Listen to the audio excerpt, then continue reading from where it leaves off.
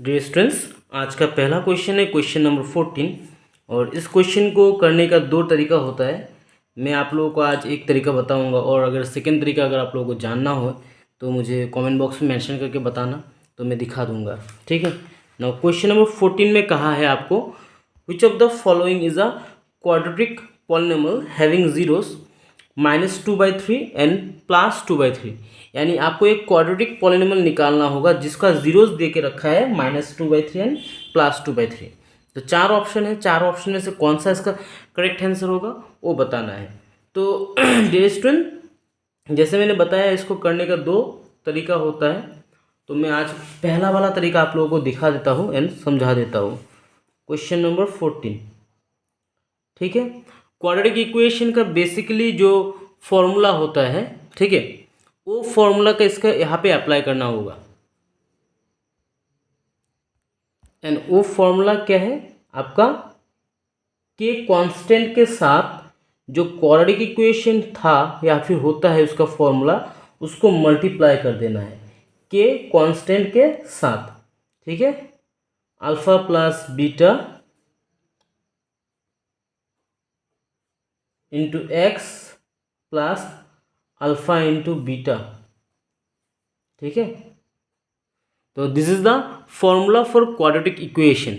तो quadratic equation का ये फॉर्मूला है, और के मैंने यहाँ से क्यों लिया है मैं बताऊंगा। याद रखना, कोई भी क्वाड्रेटिक पॉलिनोमियल हो, ठीक है, क्वाड्रेटिक इक्वेशन हो, उसको अगर हम लोग के कांस्टेंट टर्म से मल्टीप्लाई करते हैं, ठीक है, मल्टीप्लाई करने से जो क्वाड्रेटिक पॉलिनोमियल का जीरोस होता है, जीरोस का मतलब जो हम लोग एक्स का वैल्यूज निकालते हैं क्वाड्रेटिक इक्वेशन से, आइदर मिडिल टर्म करके या फिर क्वाड्रेटिक फॉर्मूला अप्लाई करके, दो एक्स का वैल्यू निकलता है ना, तो उस जीरो में कोई भी चेंजेस नहीं आता है अगर हम लोग के को मल्टीप्लाई करें क्वाड्रेटिक इक्वेशन के साथ। क्लियर।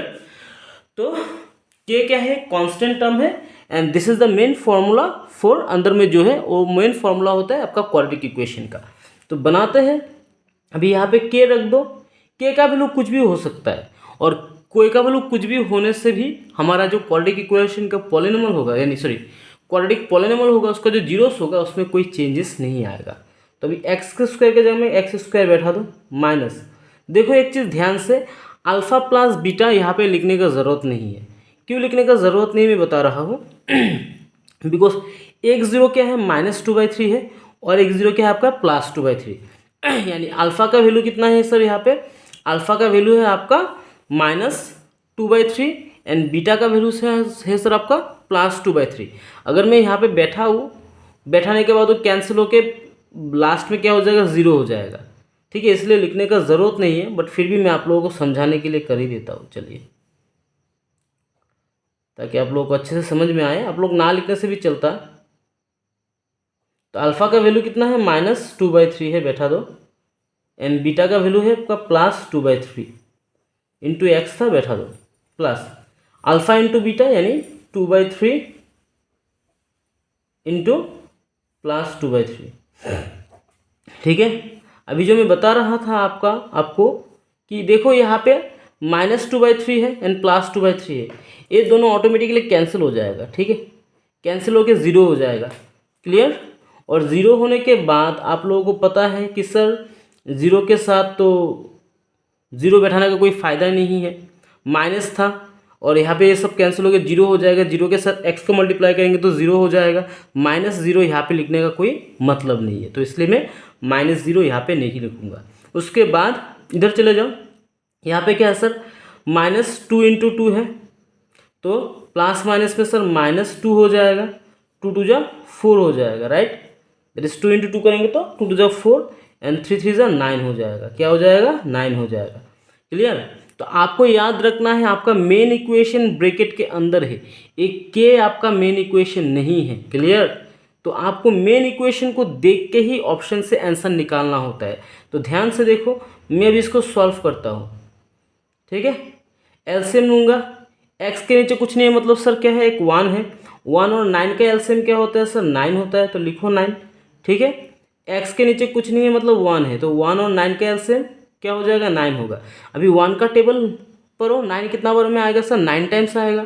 9 के साथ अगर आप क्या करोगे सर, एक्स स्क्वायर को मल्टीप्लाई करोगे तो क्या आ जाएगा सर, 9x² आएगा। कहीं पे गलत तो नहीं कर रहा हूँ? तो 9 कहाँ से आ गया? हाँ, कहाँ से आया सर? 1 के साथ अगर 1 9 में 9 टाइम्स जाता है, 9 के साथ x² को मल्टीप्लाई करेंगे तो 9x² ही तो आएगा। देन माइनस था, माइनस बैठा दो। अभी 9 से 9 को डिवाइड करेंगे तो क्या हो जाएगा? कैंसिल होके 1 रह जाएगा। 1 के साथ 4 को मल्टीप्लाई करेंगे तो 4 आ जाएगा। तो यही तो चीज़ करना था। जो ऊपर में अभी ध्यान से देखो, ऊपर में जो पोर्शन है दैट इज 9x² - 4, यही चीज़ आपको ऑप्शन में ढूंढना है। 9x² - 4 है क्या ऑप्शन ए में? ये नहीं है, तो ये आंसर नहीं है। 9x² - 4 यहाँ पे है क्या? नहीं है, तो ये भी आंसर नहीं है। सर 9x² - 4, सर यहाँ पे तो 9x² है बट एक प्लस में है, ये भी आंसर नहीं होगा। सर 9x² - 4 एक ही में है, सर एक ही में है, दैट इज आपका डी ऑप्शन में है, यानी ऑप्शन डी इसका करेक्ट आंसर होगा। बट सर ऑप्शन डी कैसे करेक्ट आंसर होगा? क्योंकि यहाँ पे तो एक 5 है सर।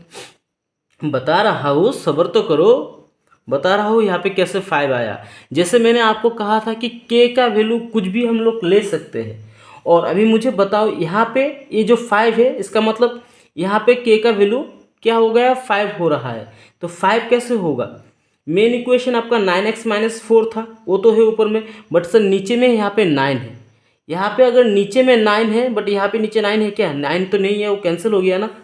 तो 9 कैंसिल हो जाए और यहाँ पे के जगह में 5 आ जाए, तो ऐसा कौन सा संख्या आप बैठाओगे ताकि ताकि के जगह में 5 आए और 9 भी कैंसिल हो जाए? सो सर एक ही संख्या है, लेट के = 45।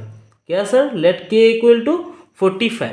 अगर के का वैल्यू हम लोग 45 पकड़ते हैं तो के जगह में हम लोग बैठाएंगे 45, राइट। विदिन ब्रैकेट 9x² - 4 बैठाएंगे और नीचे रहेंगे 9। तो अभी देखो ध्यान से, 9 1 जा 9, 9 5 जा 45। तो रह गया क्या सर? आपका रह गया ना 5 9x² - 4। तो समझ में आ गया कैसे आंसर को ढूंढ के निकालना है। जस्ट ऊपर में जो ऑप्शन आएगा, यानी सॉल्व करते हुए 9x² - 4, ये वाला पोर्शन में अंडरलाइन कर दे रहा हो। आप लोगों को करना नहीं है, जस्ट समझाने के लिए, ठीक है। इसको देख के ही आपको ऑप्शन से आंसर निकालना होगा। क्लियर? समझ में आ गया? क्योंकि मैंने बताया है 9x² - 4 तीनों ऑप्शन में से, चारों ऑप्शन में से सिर्फ एक ही ऑप्शन में था, ऑप्शन डी में, और वही क्या होगा? इसका आंसर होगा। और एक बात है जो मैंने बताया था आपको, शॉर्टकट, मतलब और एक तरीका है इसका आंसर जानने का। आपको कुछ नहीं करना है, ये जो 2 शून्य दे के रखा है, यहाँ पे जीरोस दे के रखा है ना, तो किसी एक जीरोस को चारों इक्वेशन में बैठा के जीरो के साथ इक्वेट करना है। जीरो के साथ इक्वेट करने के बाद जिस इक्वेशन में दोनों left hand side right hand side में जीरो आ जाएगा, वही क्या होगा? इक्वेशन होगा, यानी इस क्वेश्चन का आंसर होगा। ठीक है, तो वो मैं अभी नहीं बताने वाला हूँ। अगर आप लोगों को जानना है तो कमेंट बॉक्स में बताना, तब बता दूंगा करके। ठीक है, तो चलिए नेक्स्ट क्वेश्चन में मूव करते हैं। Sir question number 15, question number 15 का आंसर क्या होगा सर बताओ? If the value of each observation of A statistical data, एक स्टैटिस्टिकल डेटा है, उस डेटा का अगर सब ऑब्जर्वेशन का वैल्यू को हम लोग इंक्रीज करते हैं बाय 3, 3 से अगर इंक्रीज करते हैं, किससे इंक्रीज करेंगे? 3 से इंक्रीज करेंगे, तो उसका जो मीन होगा यानी एवरेज होगा, वो भी कितना बढ़ेगा? बढ़ेगा कि घटेगा? एक ऑब्जर्वेशन है, एक सीरीज है जहाँ पे कुछ डेटा दिया गया है, उस डेटा में जितना भी ऑब्जर्वेशन है उसका हर एक वैल्यू को अगर हम लोग इंक्रीज करते हैं 3 बढ़ाते हैं, यानी हर एक संख्या के साथ 3 ऐड करेंगे, तो जो ऑब्जर्वेशन से मीन आएगा, मीन का वैल्यू बढ़ेगा कि घटेगा? सर ऑफ कोर्स हम लोग बढ़ा रहे हैं, तो मीन का वैल्यू इंक्रीज होगा बाय 3 से। और कैसे 3 से इंक्रीज होगा उसको मैं एक एग्जांपल से आप लोगों को समझा देता हूँ। ठीक है, समझने का कोशिश कीजिएगा। आई होप ये वाला तो आप लोग समझ गए हो, उठा लेना। क्वेश्चन नंबर 15 एक एग्जाम्पल से मैं आपको समझा देता हूँ। सपोज पकड़ लो, हम लोगों को एक ऑब्जर्वेशन दिया गया है, ठीक है। इस ऑब्जर्वेशन में कुछ नंबर है और आप लोगों को मीन का फॉर्मूला तो पता है, राइट। पकड़ लो, यहाँ पे 3 है, 8 है, 15 है, देन आपका है 10 है एंड 4 है। 5 ऑब्जर्वेशन है, ठीक है। कितना ऑब्जर्वेशन है? 3 है, 8 है, 15 है, 10 है एंड 4 है। यहाँ पे 5 ऑब्जर्वेशन है, तो इसका मीन अगर हम लोग निकालते हैं ध्यान से देखना, क्वेश्चन जो क्या है उसके हिसाब से मैं कर रहा हूँ। इसको सबको प्लस करना होगा, राइट, सबको क्या करना होगा, प्लस करना होगा, ये तो आप लोगों को पता है। And divided by number of observation कितना था, 1 2 3 4 5, 5 है तो 5 लिख दो। अभी सबको जोड़ो, 11 26 36 40, कितना आ रहा है टोटल में 40 और नीचे आ रहा है 5। अभी इसको स्ट्राइक करेंगे तो कितना आ जाएगा सर, मीन आ जाएगा आपका 8 आ जाएगा, राइट। मीन का वैल्यू कितना आ रहा है सर, 8 आ रहा है। अभी इसी ऑब्जर्वेशन का हर एक वैल्यू को 3 से इंक्रीज किया जाएगा। पहला कंडीशन समझ में आ गया, पहला था ए आपका ऑब्जर्वेशन और इसका मीन आ गया ए। अभी नेक्स्ट कंडीशन में इन्होंने कहा है कि जो ऑब्जर्वेशन है इस ऑब्जर्वेशन को हम लोग सभी के साथ 3 3 ऐड करेंगे। तो अगर 3 ऐड करेंगे तो पहला वाला ऑब्जर्वेशन क्या हो जाएगा, 6 हो जाएगा। देन सर इसके साथ 3 ऐड करेंगे तो 11 हो जाएगा। देन इसके साथ 3 ऐड करेंगे तो सर 18 हो जाएगा। इसके साथ 3 ऐड करेंगे सर 13 हो जाएगा। एंड 4 के साथ 3 ऐड करेंगे तो 7 आ जाएगा। ठीक है, इतना समझ में आ गया। अभी सर इसका मीन निकालो। ठीक है, अभी हम लोगों को क्या करना है, मीन निकालना है। तो हम लोग क्या लिखेंगे फिर से, 6 + 11 + 18 + 13 + 7 डिवाइडेड बाय 5 करना है। नंबर ऑफ ऑब्जर्वेशन तो चेंज नहीं हुआ, नंबर ऑफ ऑब्जर्वेशन 5 ही है। जस्ट जो वैल्यूज था उनको हम लोगों ने 3 से सभी के साथ 3 ऐड कर दिया है। तो अभी इसको अगर प्लस करते हो, 6 + 11 + 18 + 13 + 7 प्लस करते हो तो कितना आएगा सर, ये देगा आपका टोटल 55। कितना आएगा, 55। 55 को अगर 5 से डिवाइड करोगे, 5 1 जा 5, 5 11 जा 55। तो अभी मुझे बताओ नया मीन का वैल्यू कितना आया। नया मीन का वैल्यू कितना आया सर, 11 आया कि नहीं। और पहला मीन का वैल्यू कितना था, 8 था। तो मीन बढ़ा है कि नहीं, पहले 8 था, 8 से मीन बढ़ के कितना हो गया, 11 हो गया। यानी कितना बढ़ा है मीन का वैल्यू, 3 बढ़ा है ना। तो वही तो मैंने लिखा है, that is increase by 3। I hope समझ में आ गया। क्वेश्चन नंबर 16 में देके रखा है, probability of happening an event is denoted by P. एक घटना घटने का जो चांस है उसको डिनोट किया गया है पी से, ठीक है। And probability of non happening an event, non happening of the event is denoted by Q. एक घटना घटने का चांस जो होगा उसको पी से इंडिकेट किया गया है और एक घटना ना घटने का जो चांस है उसको क्यू से डिनोट किया गया है। अभी relation between P and Q is, तो पी एंड क्यू का रिलेशन क्या होगा सर, सर इसका रिलेशन एक ही होता है, दैट इज पी + क्यू = 1 होता है। क्या होता है, पी + क्यू = 1 हो जाएगा। तो इसका आंसर हो जाएगा ऑप्शन ए। नाउ मैं एक चीज़ समझा देता हूँ, आप लोगों के बुक में ऐसा है, probability of happening an event plus probability of not happening an event किसके बराबर होता है, 1 के बराबर होता है। तो उसी क्वेश्चन को इन्होंने घुमा के क्या कर दिया है कि प्रोबेबिलिटी ऑफ जो हैपनिंग होने का चांस है उसको उन्होंने पी से इंडिकेट किया है और ना होने को जो होगा, ना होने का जो चांस है उसको क्यू से इंडिकेट किया है। तो ऑटोमेटिकली पी + क्यू किसके बराबर होगा, क्योंकि आप लोगों को पता है कि होने का और ना होने का चांस को मिला के कितना होता है, प्रोबेबिलिटी का रिजल्ट हमेशा 1 होता है। ठीक है, कोई एक घटना घटने का चांस यानी हो सकता है या फिर ना भी हो सकता है, दोनों को अगर हम लोग जोड़ते हैं तभी कितना आता है, 1 आता है। तो यहाँ पे घटने का चांस को पी से इंडिकेट किया था, ना घटने का चांस को क्यू से इंडिकेट किया था। तो दोनों को जोड़ने से क्या होगा, 1 ही तो आएगा। तो आंसर क्या हो जाएगा, ऑप्शन ए हो जाएगा। क्वेश्चन नंबर 17 मैं इधर कर देता हूँ इस साइड में। क्वेश्चन नंबर 17 में क्या कहा है कि एक लड़की है, एक girl calculates that the probability of her winning the first prize in a lottery is 0.08। एक लड़की है जो जिसने कैलकुलेट किया है कि वो उसका लॉटरी जीतने का चांस कितना है, 0.08 है। अगर टोटल 6000 लॉटरी बेचा जाए, इफ टोटल 6000 टिकट्स लॉटरी का बेचा जाए, ठीक है, तब उस लड़की ने how many tickets has she bought, उस लड़की ने कितना टिकट खरीदा था वो निकालना है। सपोज प्रीति एक लड़की है जिसने टोटल कितना टिकट खरीदा है उसका मतलब वो मेंशन नहीं किया गया है इसमें, ठीक है। टोटल टिकट्स कितना बेचा गया है वो मेंशन किया गया है, दैट इज 6000। और वो 6000 टिकट से प्रीति ने कुछ टिकट खरीदा है, ठीक है। खरीदने के बाद प्रीति ने कैलकुलेट किया कि उसका जीतने का चांस क्या है, 0.08 है। तो अभी हम लोगों को क्या निकालना होगा, हम लोगों को निकालना होगा कि प्रीति ने कितना टिकट खरीदा है एक्चुअली में, वो निकालना है। तो सर हम लोग क्या करेंगे, लेट कर लेते हैं number of tickets she bought,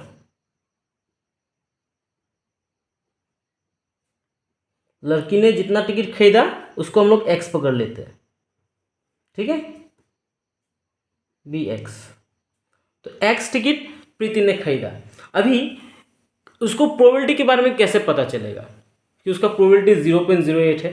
sir ये तो तभी पता चलेगा जब उसने जितना टिकट खरीदा है, आउट ऑफ कितना टिकट खरीदा था, टोटल 6000 टिकट में से एक्स टिकट इसने खरीदा था।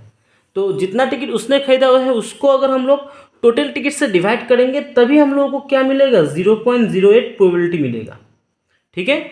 जितना टिकट प्रीति ने खरीदा है उसको अगर हम लोग टोटल टिकट से डिवाइड करेंगे तभी जाके हम लोगों को क्या मिलेगा सर, तभी जाके हम लोगों को मिलेगा कि प्रीति ने कितना टिकट खरीदा था। और यहाँ पे प्रीति का जो प्रोबेबिलिटी है वो निकल के आएगा कब, जब जितना टिकट प्रीति ने खरीदा है आउट ऑफ टोटल टिकट्स, ठीक है। तो समझ में आ गया इक्वेशन, यस सर। अभी आपको x का वैल्यू निकालना है तो x को रखो 6000 के साथ, 6000 के साथ 0.08 को मल्टीप्लाई करो। मल्टीप्लाई करने से कितना आएगा सर, सोच लो, यहाँ पे कोई जीरो वीरो नहीं है, 8 है सिर्फ। 8 के साथ 6 को मल्टीप्लाई करोगे तो सर आ जाएगा 48, ठीक है। उसके बाद कितना जीरो से, 1 2 3, यहाँ पे 3 जीरो बैठा दो, 1 2 3 बैठा दिया। बैठाने के बाद आपको क्या करना है सर, यहाँ पे पॉइंट कितना घर बाद था सर, 1 घर 2 घर बाद पॉइंट था। कितने घर बाद पॉइंट था, 2 घर बाद पॉइंट था, तो 2 घर बाद पॉइंट बैठा दो।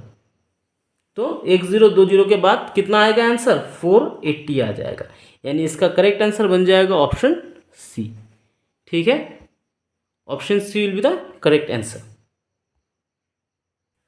नाउ क्वेश्चन नंबर 18, ये भी सॉल्व करके दिखा देता हूँ। In a group of 20 people, total 20 people है, ठीक है। 5 कांट स्विम, 5 लोग क्या नहीं कर सकते, स्विम नहीं कर सकते। If one person is selected at random, अगर रैंडमली एक पर्सन को, एक इंसान को सिलेक्ट किया जाता है, then the probability that he और शी कैन स्विम। अगर मुझे बताओ टोटल 20 इंसान है, 5 इंसान अगर स्विम ना कर पाए, ठीक है, तो बाकी कितना रह गया सर, 15 इंसान रह गया ना, ठीक है। तो 15 इंसान को अगर हम लोग रैंडमली सिलेक्ट करें तो यहाँ पे पूछा है ना ही और शी कैन स्विम, यानी 15 इंसान तो आपका स्विम कर सकता है। तो प्रोबेबिलिटी क्या हो जाएगा सर, प्रोबेबिलिटी तो सर हो जाएगा 15/20। यही तो चीज़ होता है, क्योंकि 20 इंसान था, 20 इंसान से 5 इंसान स्विम नहीं कर सकता है, तो बच गया टोटल 15। और 15 से भी पूछा गया है कि कौन कौन स्विम कर सकता है, उसका प्रोबेबिलिटी निकालना है। तो जो स्विम कर सकता है उसका टोटल संख्या था 15 और टोटल नंबर ऑफ पीपल था 20। इसको अभी सॉल्व करो, अगर हम लोग 5 से डिवाइड करते हैं तो 3 आ जाएगा, 3/4 आ जाएगा, यानी आंसर आपका आ जाएगा 3/4 निकल के आ जाएगा, ठीक है। समझ में आ गया, कितना आ जाएगा, 3/4। तो 18 नंबर क्वेश्चन का आंसर हो जाएगा आपका option A, 3/4। I hope clear हो गया, यहाँ पे कोई डाउट नहीं है, okay. Next question assertion reason का दिया गया है, 19 number question and 20 number question. तो पहले 19 नंबर क्वेश्चन को पढ़ते हैं, पढ़ने के बाद समझते हैं और इसका आंसर करते हैं। तो देखो ध्यान से, 19 नंबर क्वेश्चन में पूछा गया है, असर्शन में दिया है पॉइंट है एक P, ठीक है, इसका कोऑर्डिनेट देके रखा है 0,2। एक पॉइंट है जिसका कोऑर्डिनेट आपका 0,2 इसका कोऑर्डिनेट्स देके रखा है, और कहा गया है कि ये क्या है, ये जो पॉइंट है it is the intersection point, point of intersection है, ठीक है। एक पॉइंट ऑफ इंटरसेक्शन है, किसको काट रहा है, वाई एक्सिस को काट रहा है with the line thighs x plus 2y4। तो अभी अगर ये स्टेटमेंट सही है कि नहीं वो अगर चेक करना है कि सही में ये वाई एक्सिस का इंटरसेक्शन पॉइंट है कि नहीं इस लाइन के साथ, तो हम लोग को एक चीज़ देखना पड़ेगा। क्या देखना पड़ेगा कि यहाँ पे जो पॉइंट P का कोऑर्डिनेट्स देके रखा है 0,2, उस कोऑर्डिनेट को अगर हम लोग इस इक्वेशन में बैठाते हैं, बैठाने के बाद अगर बोथ साइड, इक्वेशन का बोथ साइड अगर 0 हो जाए तो सोच लो तब ये स्टेटमेंट सही हो जाएगा, पॉइंट ऑफ इंटरसेक्शन होगा एक्चुअली, ठीक है। क्या बताया मैंने जो पी पॉइंट का कोऑर्डिनेट से इस कोऑर्डिनेट को अगर हम लोग इक्वेशन में बैठाने के बाद अगर दोनों साइड का वैल्यू 0 आता है, तब ए पॉइंट क्या होगा, वाई एक्सिस का इंटरसेक्शन होगा, ये हम लोग को पता चलेगा। ठीक है, तो असर्शन का देख लेते हैं पहले। तो असर्शन देखो, इक्वेशन देके रखा है क्या आपका, thrice x plus 2y equal to 4 है, राइट। तो आप एक काम करो, कोई एक कोऑर्डिनेट ले लो, आइदर एक्स का लो या फिर आपका वाई का लो। तो हम लोग एक्स का कोऑर्डिनेट कितना है, 0 है, तो 3 इंटू एक्स के जगह में क्या बैठाएंगे सर, 0 बैठा देंगे। समझ में आ रहा है। मैं कोई भी एक ले लो, आइदर तो आप एक्स लो या फिर वाई लो, आपका मर्जी।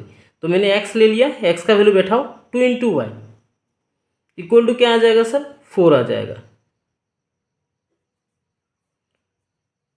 अभी एक चीज़ देखना होगा, अगर आप x का वैल्यू बैठाते हो, सॉरी मेरे से थोड़ा एक्सप्लेनेशन में गलती हो गया, x का वैल्यू बैठाने के बाद y कोऑर्डिनेट्स आना चाहिए। ठीक है, सिमिलरली y कोऑर्डिनेट्स बैठाने के बाद x कोऑर्डिनेट आना चाहिए, तभी जाके स्टेटमेंट सही होगा।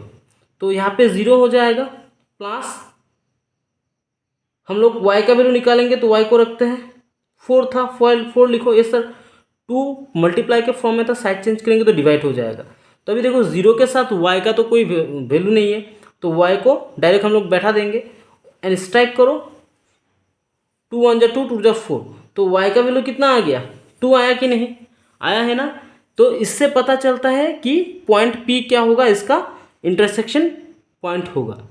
समझ में आ गया। थोड़ा पहले गलती हो गया था कि अगर हम लोग इस इक्वेशन में आइदर x या फिर y का वैल्यू बैठाए, अगर x का वैल्यू बैठाए तो y का वैल्यू आना चाहिए, जैसे कि यहाँ पे आ गया 2।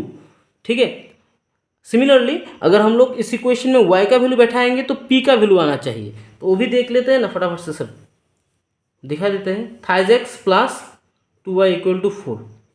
तो चलो अभी y का वैल्यू बैठाएंगे, 3 इंटू एक्स लिखो, थाइज एक्स लिखो, प्लस 2 इंटू वाई का वैल्यू कितना था सर, यहाँ पे था y का वैल्यू पॉइंट पे, p पॉइंट में 2 था, बैठा दो, 2 बैठा दिया सर।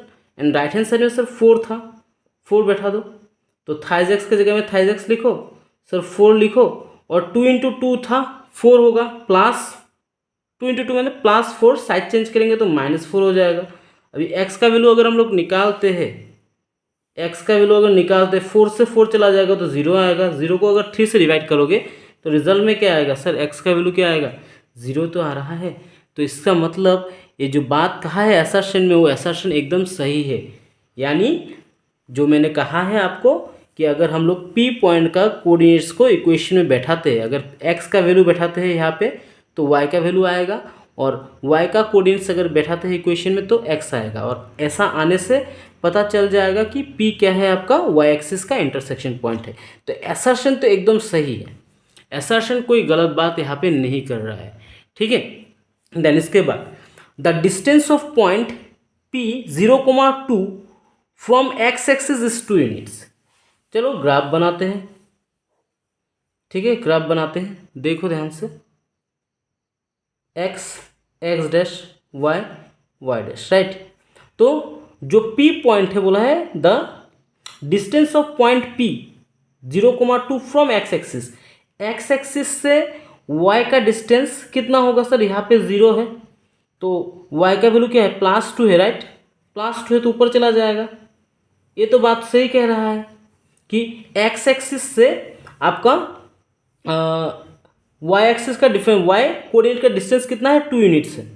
ये बात तो सही कह रहा है ना। The distance of point P, ये जो पॉइंट P है यहाँ पे, ठीक है, पॉइंट P है, उस पॉइंट P का डिस्टेंस से x एक्सिस से क्या, 2 यूनिट। ये तो पता चल गया क्योंकि x एक्सिस यहाँ पे था 0 और y एक्सिस यानी y का कोऑर्डिनेट्स कितना था, 2 घर ऊपर था। तो ये बात भी सही है कि P पॉइंट का जो y कोऑर्डिनेट है, ठीक है, उसका डिस्टेंस आपका x से कितना है, 2 घर है। बट यानी यहाँ पे असर्शन भी सही है, रीज़न भी सही है। ठीक है, असर्शन और रीज़न दोनों सही है। बट डियर स्टूडेंट, पहले असर्शन में आपको पॉइंट ऑफ इंटरसेक्शन के बारे में कहा गया है, ध्यान से देखो। असर्शन में पॉइंट ऑफ इंटरसेक्शन के बारे में कहा गया है और रीजन में डिस्टेंस ऑफ पॉइंट्स के बारे में कहा गया है। अभी मुझे बताओ, पॉइंट ऑफ इंटरसेक्शन और डिस्टेंस के दोनों सेम है? नहीं है ना। इसलिए डियर स्टूडेंट, इसका आंसर क्या होगा, both assertion and reason are true. यानी आपका दोनों assertion एंड रीजन क्या होगा, ट्रू होगा, but R is not the correct explanation of क्या होगा, assertion होगा। यानी 19 नंबर आंसर, 19 नंबर क्वेश्चन का आंसर हो जाएगा ऑप्शन बी। दोनों assertion रीजन सही है, बट रीजन assertion को सही ढंग से एक्सप्लेन नहीं कर रहा है। क्वेश्चन नंबर 20, आपको एक राइट एंगल ट्राइंगल दिया गया है और दो एक assertion और रीजन दिया गया है, तो आपको सही स्टेटमेंट चूज करके बताना होगा इसका आंसर क्या होगा। पहले क्वेश्चन में पहला assertion जो है, assertion में कहा गया है the perimeter of triangle ABC is a rational number. Perimeter किसका, एबीसी राइट एंगल ट्राइंगल का जो पेरीमीटर होगा वो एक रैशनल नंबर होगा। नाउ रैशनल नंबर का मतलब तो पता है, जो परफेक्ट स्क्वायर होता है, राइट। तो अभी पेरीमीटर अगर निकालना है, यू नो वन थिंग, तीनों साइड को जोड़ना होता है, तीनों साइड को जोड़ने के बाद ही पेरीमीटर निकलता है। तो यहाँ पे अगर आपको तीनों साइड मिल जाए तो आप आराम से पेरीमीटर निकाल सकते हो। बट डियर स्टूडेंट, यहाँ पे ए बी साइड का वैल्यू है, बी सी साइड का वैल्यू है, बट ए सी साइड का तो वैल्यू है ही नहीं। तो हम लोगों को पहले क्या करना पड़ेगा, अगर स्टेटमेंट सही है कि गलत है चेक करना है, तो हम लोगों को पहले ए सी का वैल्यू पता करना है। तो ए सी यहाँ पे तो हाइपोटेनस है, राइट, हाइपोटेनस है, ये आप लोगों को पता है। और यानी पाइथागोरस का थ्योरम यूज़ करो और परपेंडिकुलर स्क्वायर ले लो, ठीक है, ए बी में ले रहा हो, प्लस बेस में बी को बी सी को पकड़ लेता हो, ठीक है। आई होप इतना समझ में आ रहा है ना। हाइपोटेनस ए सी है, तो ए सी एच रखो, ए स्क्वायर हटेगा तो पी के ऊपर जाके रूट, पी के ऊपर एंड बी के ऊपर जाके रूट गिरेगा, राइट, यही तो गिरता है, समझ में आ गया ना। स्क्वायर यहाँ से हटा तो इन दोनों के ऊपर जाके रूट गिरा।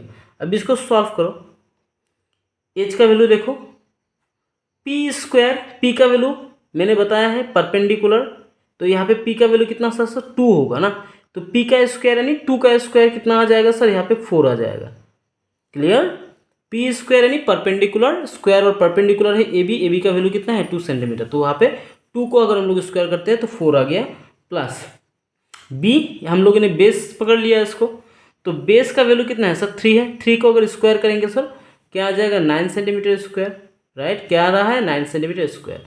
अगर दोनों को जोड़ने के बाद 4 + 13 करेगा तो क्या आएगा सर 13 सेंटीमीटर आएगा ना, कितना आएगा सर 13 सेंटीमीटर आएगा।